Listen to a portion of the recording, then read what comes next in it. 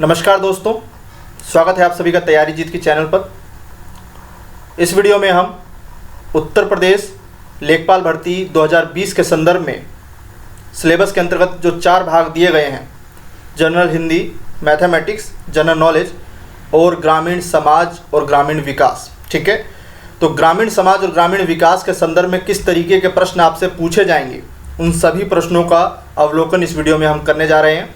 Previous years के questions देखेंगे। तो चलिए शुरू करते हैं आज का वीडियो पसंद आए तो वीडियो को लाइक करिएगा, चैनल को जरूर सब्सक्राइब करें। सबसे पहले ये देख लेते हैं कि ग्रामीण विकास में किस तरीके के जो हैं क्वेश्चंस बन सकते हैं, कहाँ से बन सकते हैं और क्या क्या चीज़ें आपको पढ़नी होगी इस हिस्से को कवर करने के लिए। पंचायती राज व्यवस्था, उत्तर प्रदेश राजस्व विभाग, भूमि पैमाना और शब्दावलियाँ। ठीक है, यहाँ से प्रश्न जो है श्योर पूछा जाएगा आपसे, तो पहले इससे वो जरूर पढ़ें। पंचायती राज व्यवस्था, राजस्व विभाग, भूमि पैमाने से संबंधित प्रश्न और शब्दावलियाँ राजस्व विभाग के संदर्भ में। उत्तर प्रदेश के संदर्भ में कृषि, फसलें, उनसे संबंधित रोग और प्रजातियाँ, इनसे प्रश्न पूछे गए हैं। ग्रामीण विकास योजनाएं आपको जरूर करके जाना है पेपर में। 4 से 5 प्रश्न सीधे योजनाओं पे पूछा जाएगा आपसे। ठीक है, राष्ट्रीय स्तर पर और उत्तर प्रदेश सरकार द्वारा जो योजनाएं चलाई जा रही हैं ग्रामीण विकास के संदर्भ में, उन सभी योजनाओं को आपको पढ़ करके जाना है। अभी आप क्वेश्चंस देखेंगे किस तरह के क्वेश्चंस जो हैं योजनाओं पर पूछे गए हैं। उत्तर प्रदेश के संस्थान विशेष, वन, सेंसस 2011, जनगणना 2011 पर भी प्रश्न पूछे गए हैं, ये भी आपको कवर करके जाना है। इसके अलावा उत्तर प्रदेश के कुटीर उद्योग। ठीक है, तो ये 4 इंपॉर्टेंट हिस्से आपको अच्छे से तैयार करके जाना होगा ग्रामीण विकास के अंतर्गत। चलिए प्रीवियस ईयर्स के एमसीक्यू देख लेते हैं। आज खास तौर पर इस वीडियो में केवल ग्रामीण विकास की ही बात की जाएगी। पहला प्रश्न है, पूछा गया प्रश्न है ये, किस प्रधानमंत्री के कार्यकाल में 20 सूत्रीय कार्यक्रम प्रारंभ किया गया? इसका उद्देश्य ग्रामीण, पिछड़े एवं निर्धन व्यक्तियों का जीवन स्तर सुधारना था। ये जो 20 सूत्रीय कार्यक्रम था, तो ये चलाया गया इंदिरा गांधी के शासनकाल में। वर्ष इसका था 1975। ठीक है, पूछा गया प्रश्न है। अगला प्रश्न देखते हैं, निम्न में से ग्राम सभा का अभिप्राय किससे है? पंचायतों के सदस्य से, पंचायत क्षेत्र के लोगों से, पंचायत क्षेत्र स्तर पर निर्वाचित सूची में पंजीकृत लोग, ब्लॉक स्तर द्वारा अधिसूचित लोग। सरल प्रश्न है, यहाँ पे हो जाएगा ऑप्शन सी, पंचायत क्षेत्र स्तर पर निर्वाचित सूची में पंजीकृत लोग जो हैं ग्राम सभा के रूप में जाने जाते हैं। ठीक है, चलिए,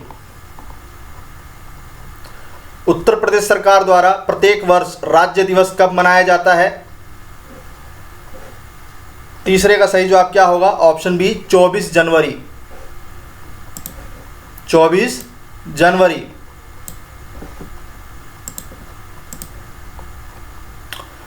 उत्तर प्रदेश सरकार द्वारा सभी जिलों के अंतर्गत कुटीर उद्योगों को प्रोत्साहन देने हेतु एक जिला एक उत्पाद योजना कब आरंभ की गई है? ऑप्शन इस तरीके से मिलेंगे आपको। जिस दिन राज्य दिवस हुआ उसी दिन इस योजना का शुभारंभ किया गया। एक जिला एक उत्पाद सही जवाब है क्वेश्चन नंबर 4 का 24 जनवरी 2018।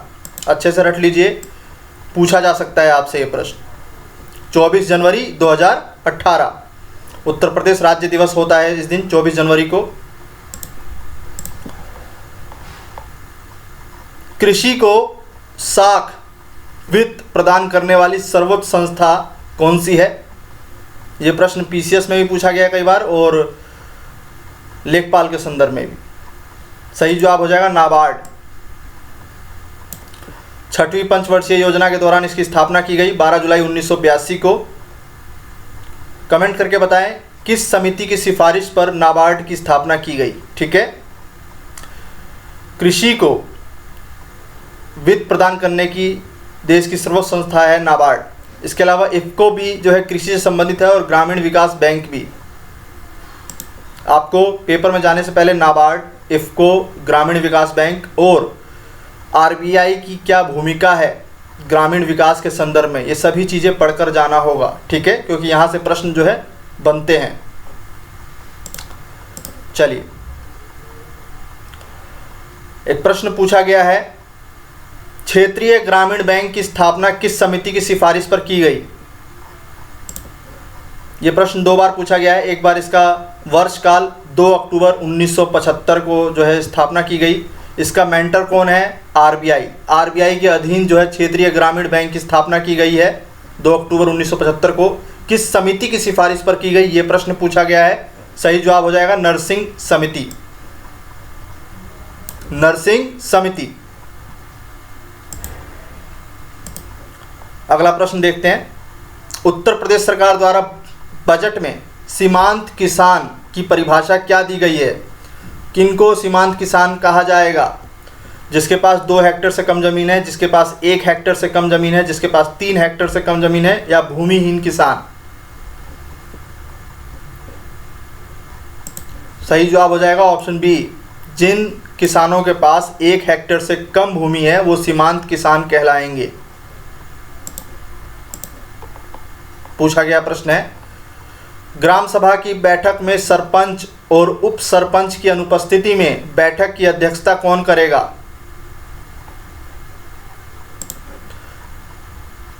पंचायत का वरिष्ठ व्यक्ति और ग्राम सभा द्वारा निर्वाचित सदस्य, इन दोनों के बीच में कंफ्यूजन हुआ था लोगों को जब पेपर में जो है पूछा गया प्रश्न। ये सही जवाब हो जाएगा ग्राम सभा द्वारा निर्वाचित सदस्य।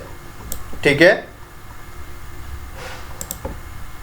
चलिए, 73वां संविधान संशोधन के अनुसार पंचायत के सदस्य के निर्वाचन हेतु न्यूनतम आयु क्या है? 18 वर्ष, 20 वर्ष, 21 वर्ष, 25 वर्ष? सही जवाब है ऑप्शन सी 21 वर्ष। ध्यान रहे, उत्तर प्रदेश विधानसभा के लिए न्यूनतम आयु 25 वर्ष है, राज्यसभा के लिए 35 वर्ष, विधानसभा परिषद के लिए तो 21 वर्ष यहाँ पर है पंचायत के सदस्य के निर्वाचन हेतु न्यूनतम आयु। ठीक है, और मतदाता सूची में उसका नाम होना अनिवार्य है, यह भी याद रखिएगा।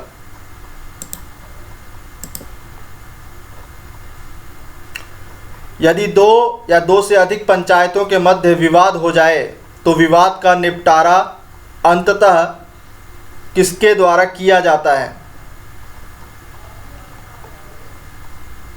प्रीवियस ईयर का प्रश्न है। सही जवाब है राज्य सरकार द्वारा। पंचायतों के चुनाव कब होंगे, इसका डिसीजन कौन लेता है? ऑप्शन में राज्य सरकार, निर्वाचन, राज्य निर्वाचन आयोग, ब्लॉक स्तर, जिला अधिकारी, इस तरह के से ऑप्शन हो सकते हैं। उस समय भी जवाब क्या हो जाएगा? राज्य सरकार। राज्य सरकार तय करती है कि राज्य में पंचायतों के चुनाव कब होंगे। ठीक है, ध्यान रखिएगा। क्वेश्चन बताइए आंसर इसका कि राज्य निर्वाचन आयोग का गठन किस आर्टिकल के तहत किया गया है? पूछा गया प्रश्न है ये पीसीएस का, और लेखपाल में भी पूछा जा सकता है। ऋण प्राप्त करने एवं फसल का बीमा कराने हेतु केंद्र सरकार द्वारा किसान क्रेडिट कार्ड योजना कब लॉन्च की गई? प्रीवियस ईयर का प्रश्न है ये। 4 ऑप्शन इस तरीके से आपको देखने को मिलेंगे। इस योजना के तहत प्रत्येक व्यक्ति जो किसान है वो 1,60,000 रुपये का लोन हासिल कर सकता है। ठीक है, किसान क्रेडिट कार्ड योजना, किसान बही योजना, किसान मित्र योजना, इन तीनों ही योजनाओं पर कई बार प्रश्न जो है यूपी में बने हैं। सही जवाब क्या हो जाएगा? सही जवाब है यहाँ ऑप्शन सी 1998-99 का काल। ठीक है, किसान क्रेडिट कार्ड योजना। चलिए, राजस्व न्यायालयों के मुख्य विषय इनमें से कौन सा नहीं है? नामांतरण, जमीन का मालिकाना हक से संबंधित विवाद, ग्राम सभा की भूमि से संबंधित विवाद या मामला, वार्षिक कार्य योजना का कार्य। राजस्व कोर्ट के मुख्य विषय नहीं है, वो है ऑप्शन डी, वार्षिक कार्य योजना का कार्य। ये ग्राम सभा का कार्य होता है। एक प्रश्न पूछा गया है, राजस्व की भाषा में पड़ताल का अर्थ क्या है? ऑप्शन है, गांव का प्रत्येक वर्ष खेत में जाकर 2 बार निरीक्षण करना लेखपाल के द्वारा। गांव में प्रत्येक वर्ष जाकर 3 बार निरीक्षण करना, या 1 बार निरीक्षण करना, या सिर्फ बुलाए जाने पर निरीक्षण करना। पड़ताल, इसका अर्थ क्या है? तो ये शब्दावलियों पर आधारित प्रश्न है। सही जवाब हो जाएगा 3 बार, और वो भी स्वतः संज्ञान लेना है लेखपाल को। ठीक है, पूछा गया प्रश्न है, 3 बार निरीक्षण करेगा वो, स्वतः संज्ञान। मोस्ट इंपॉर्टेंट क्वेश्चन, हर बार पूछा जाता है, पैमाना पर आधारित प्रश्न। विचार करें कौन गलत है। गंटरी जरीब लंबाई नापने की इकाई है। जरीब में कुल 100 कड़ियाँ होती हैं। 1 एकड़ क्षेत्र या खेत में 10 जरीब लंबाई गुणे 1 जरीब चौड़ाई के बराबर होता है। 80 जरीब की दूरी 1 मील के बराबर होती है। यहाँ पर सभी सही है, ध्यान से देख लीजिए। गंटरी जरीब पर प्रीवियस ईयर में प्रश्न पूछा गया है, फिर से पूछ सकता है। सभी कथन यहाँ पर सही हैं। चलिए आगे बढ़े।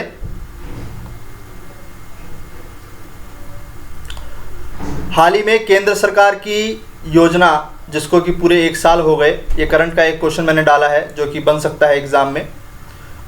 क्या नाम है उस योजना का? प्रधानमंत्री किसान सम्मान निधि योजना। 1 फरवरी 2019 को लागू हुई और इसको 1 साल अभी पूरे हो गए हैं। हाल ही में उत्तर प्रदेश के चित्रकूट जनपद में जो है बड़े ही हर्षोल्लास के साथ मनाया गया इसका 1 वर्ष। इसके तहत वर्ष में प्रत्येक किसान को उसके खाते में डायरेक्ट बेनिफिट ट्रांसफ़र के तहत 6,000 रुपये दिए जाएंगे। अभी हाल ही में पहली किस्त 2,000 रुपये की जो है दी गई है सरकार द्वारा, केंद्र सरकार द्वारा। ठीक है, तो बहुत ही महत्वपूर्ण योजना। उत्तर प्रदेश जुड़ा हुआ है। हाल ही में चित्रकूट में समारोह हुआ। प्रधानमंत्री किसान सम्मान निधि योजना के तहत 6,000 रुपये जो है प्रत्येक किसान को सम्मान निधि के रूप में दिया जा रहा है। और जो प्रथम किस्त अभी दी गई है 2,000 रुपये की, ये टोटल 8 करोड़ किसानों के खाते में ट्रांसफ़र किया गया है। ये भी प्रश्न बन सकता है, कितने करोड़ किसानों को जो है दिया गया है? 8 करोड़। चलिए, उत्तर प्रदेश में ग्राम पंचायत की बैठक में गण पूर्ति का मानक क्या है? ये क्वेश्चन पूछा गया है प्रीवियस ईयर में। सही जवाब है 1/3 सदस्य। गण पूर्ति का मानक ग्राम पंचायतों में।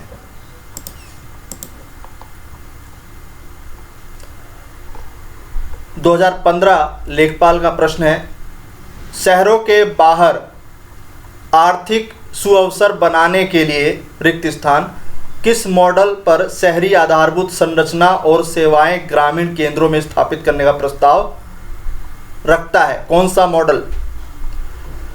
क्वेश्चन ये पूछा गया है। सही जवाब हो जाएगा इसका पूरा। ठीक है, पूरा मॉडल शहरी आधारभूत संरचना और सेवाएं ग्रामीण केंद्रों में स्थापित करने का प्रस्ताव रखता है। इसके बारे में डिटेल से देखेंगे। वर्ष 2020 तक भारत को विकसित करने के सपने को पूरा करने हेतु देश के 11वें राष्ट्रपति श्री APJ अब्दुल कलाम ने वर्ष 2003 के गणतंत्र दिवस पर ग्रामीण विकास हेतु पूरा provision of urban amenities to rural area नामक कंसेप्ट लॉन्च किया था, जिसको कि अटल बिहारी वाजपेयी जी की सरकार ने सन 2004 में आरंभ किया। तो वर्ष काल अगर आ जाए तो 2004 पर आपको क्लिक करना है। पूरा की अगर फुल फॉर्म आ जाए तो provision of urban amenities to rural area जो है इसकी फुल फॉर्म है, क्योंकि स्वर्ण जयंती स्वरोजगार योजना की जो है फुल फॉर्म पूछी गई है 2015 में। तो इस तरीके से पूरा की भी डेफिनेशन पूरी पूछी जा सकती है आपसे। और कौन जुड़े हैं इससे? देश के 11वें राष्ट्रपति एपीजे अब्दुल कलाम जी। गांव को मूलभूत सुविधाओं देने से संबंधित है आपका पूरा योजना, ठीक है। उनको विकसित बनाने हेतु जो है ये योजना लाई गई थी। चलिए अगला प्रश्न देखते हैं। भू कृषि का रिकॉर्ड इनमें से कौन सा है? गिरदावरी, पंचनामा, जमाबंदी, खतौनी। पूछा गया प्रश्न है, सही जवाब हो जाएगा खतौनी।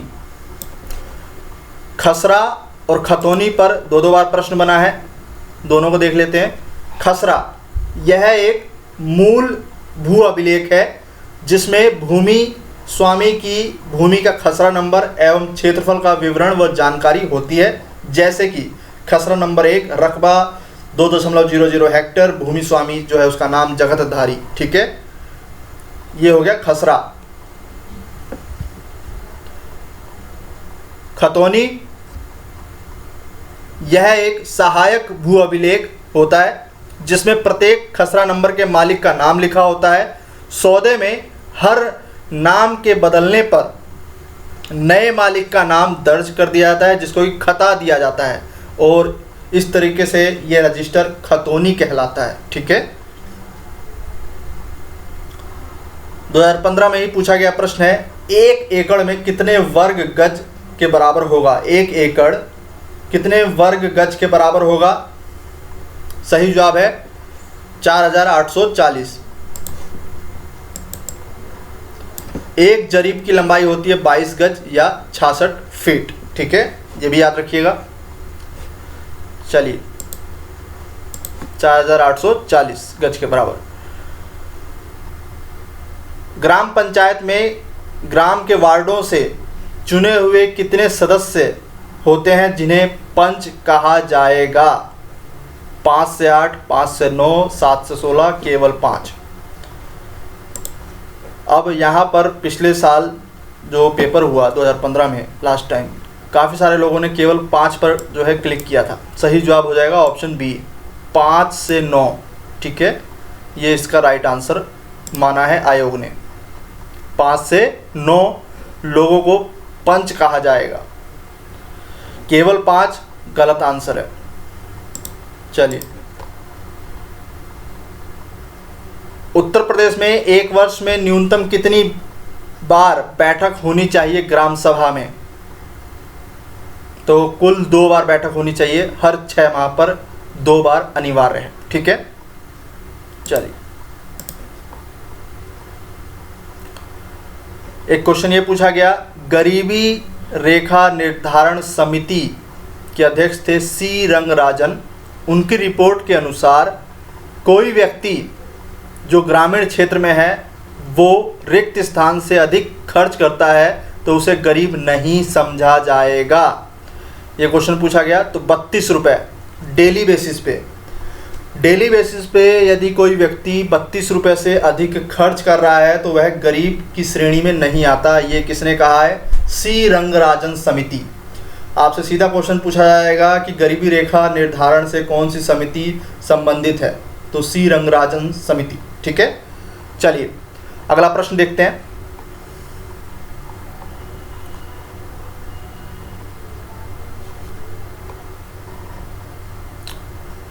तहसील स्तर पर सरकारी निकायों को क्या कहा जाता है?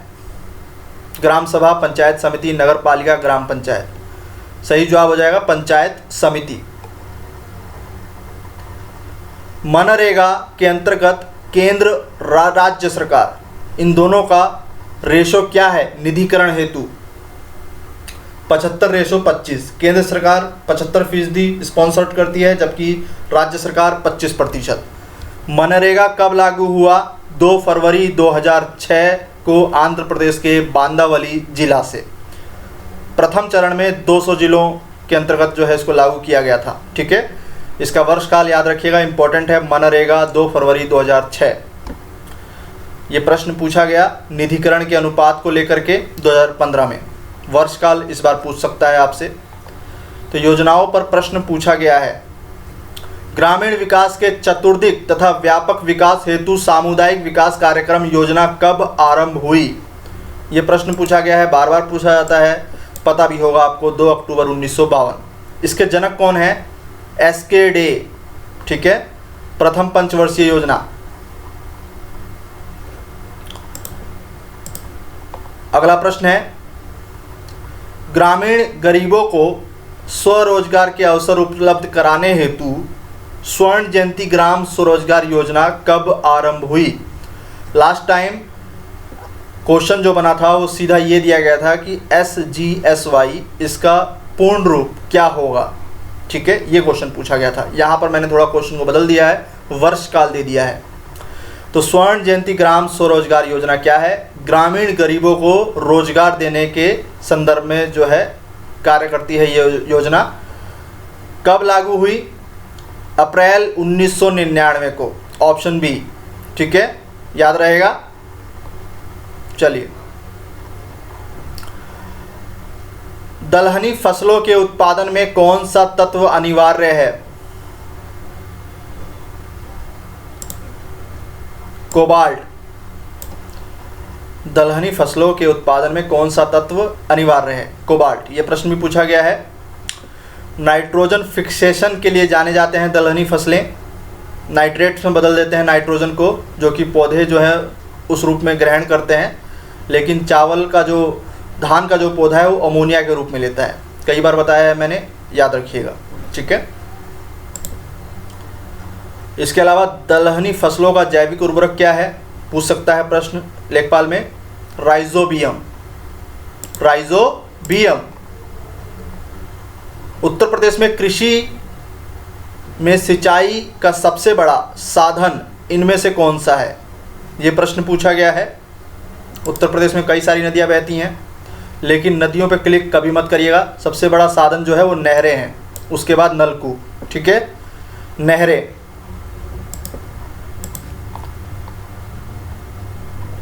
लास्ट प्रश्न है इस वीडियो का, कृषि पर आधारित प्रथम पंचवर्षीय योजना किस मॉडल पर आधारित थी? हेराल्ड डोमर पर आधारित थी प्रथम पंचवर्षीय योजना। ठीक है, याद रखिएगा इसको। कृषि का पूर्णतः विकास करने से जुड़ा हुआ है आपका प्रथम पंचवर्षीय योजना, हेराल्ड डोमर। तो ये वीडियो आपको कैसी लगी ज़रूर बताएं। वीडियो पसंद आए तो वीडियो को लाइक करें, दोस्तों के बीच में शेयर करें और चैनल को ज़रूर सब्सक्राइब करें। ठीक है, लेखपाल के जितने भी ज़रूरी वीडियोज़ होंगे वो मैं कंटिन्यू लाता रहूँगा। मिलते हैं अगले वीडियो में, तब तक के लिए नमस्कार, धन्यवाद।